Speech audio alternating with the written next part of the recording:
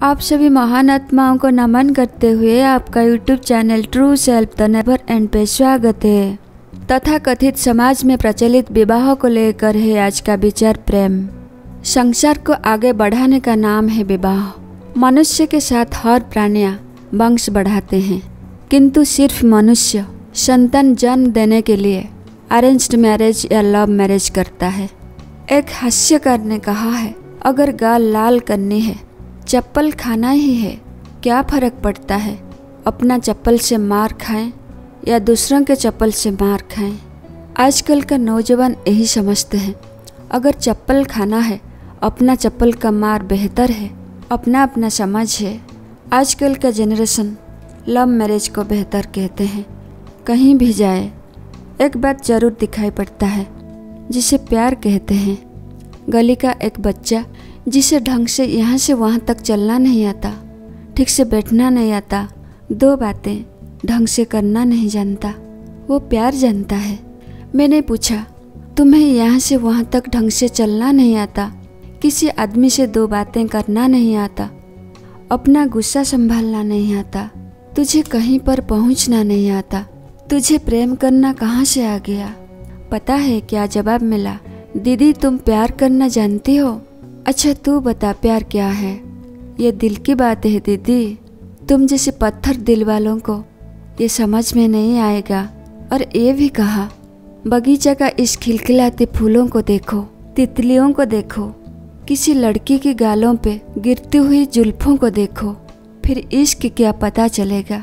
तुम जैसा पाषाण हृदय वाला संत सन्यासिनी को थोड़ी ना पता है प्रेम क्या है। ये आत्मा शरीर के बारे में पीएचडी करने वालों को थोड़ी ना पता प्रेम क्या है। प्यार करने के लिए ना पात्रता चाहिए, ना सर्टिफिकेट्स चाहिए। प्यार करने के लिए ओनली फीलिंग्स चाहिए। प्यार करना जानवर भी जानते हैं। गली का बच्चा से प्यार का परिभाषा सुन के मैं ताजुब। तुम जैसा गधा का खोपड़ी में गलत इन्फॉर्मेशन डाल दिया गया है, जिसे प्यार किया नहीं जाता प्यार हो जाता है। प्यार करना जानवर भी जानते हैं। चांद तारों से प्यार सीखो, तितलियों से प्यार सीखो। ये क्या पागलपन है?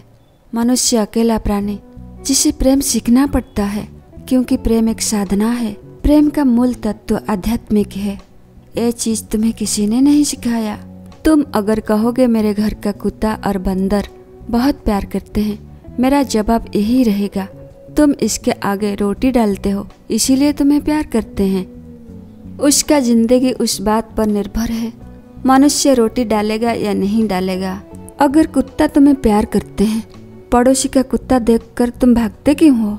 अपना कुत्ता तुम्हारा मुंह चढ़ता है, इसीलिए उसका प्रेम तुम्हें दिखाई पड़ता है। तुम कहते हो देखो कुत्ता कैसे प्रेम करता है।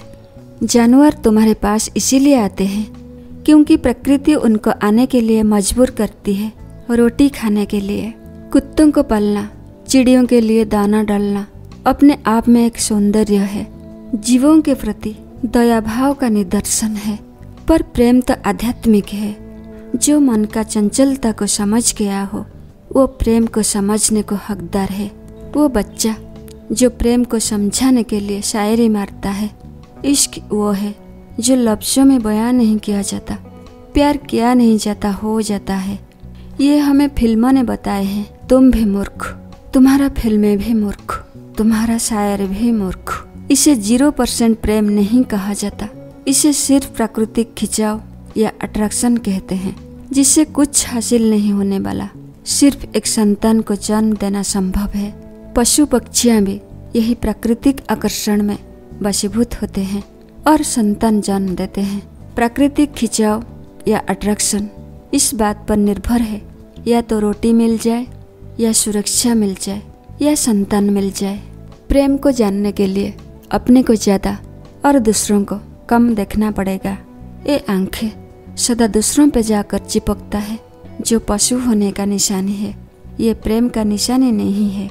संत कबीर जी कहते हैं, प्रेम प्रेम सब कहे, प्रेम जाने ना कोई। जिस रास्ते पर तुम हो प्रेम साहेब सोए। जिस रास्ते पर तुम हो उस रास्ते पर तुम्हें साहेब मिलेंगे या कोई और मिलेगी। साहेब का अर्थ शांति। जो लोग विवाह को शांति समझते हैं, विवाह किसी को शांति दिया है ना प्रेम।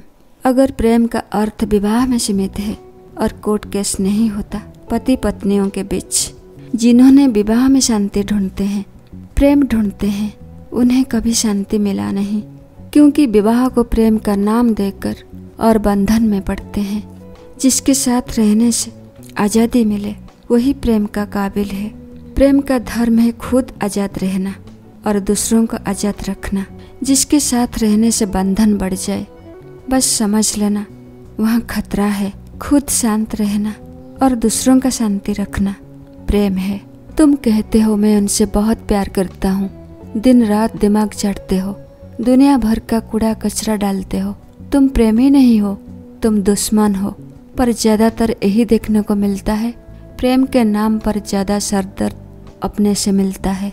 दुश्मन का इतना हैसियत नहीं तुम्हें दुख दे सके, वो तो दूर बैठा है, अपनों को इंतजार रहता है, सारे कूड़ा कचरा किस पर डालेगा, इंतजार रहता है, मौका मिलते ही शुरू हो जाता है। प्रेम के नाम पर शोषण, अत्याचार, अजनबियों से ढंग से मुस्कुरा के बात करते हैं, पर अपनों के लिए गाली गुलज, झूठ फरेब सब चलता है।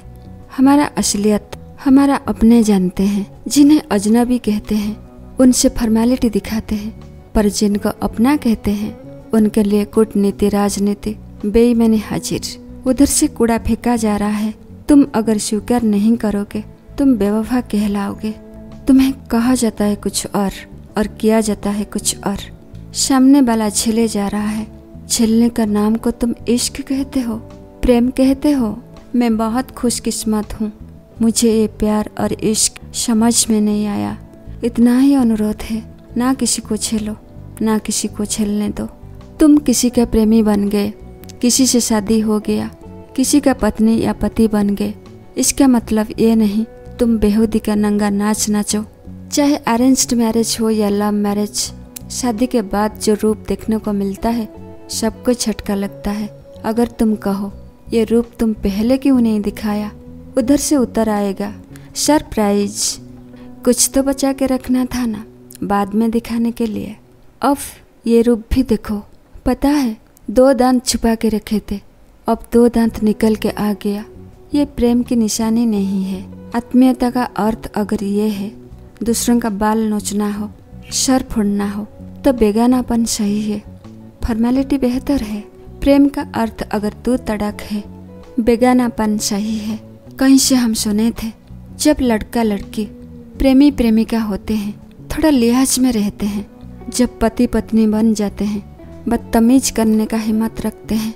बदतमीजियाँ तब शुरू होती है जब लड़का और लड़की शारीरिक खिंचाव को प्रेम मान लेते हैं, इसीलिए अपना विकृत रूप को एक दूसरे को दिखाते हैं। जो लोग प्रेम को धर्म मानते हैं, आध्यात्म मानते हैं, वो लोग अपना उच्चा रूप दिखाते हैं। अगर ये वीडियो आपका अच्छा लगा, like, share, comment and subscribe कीजिए।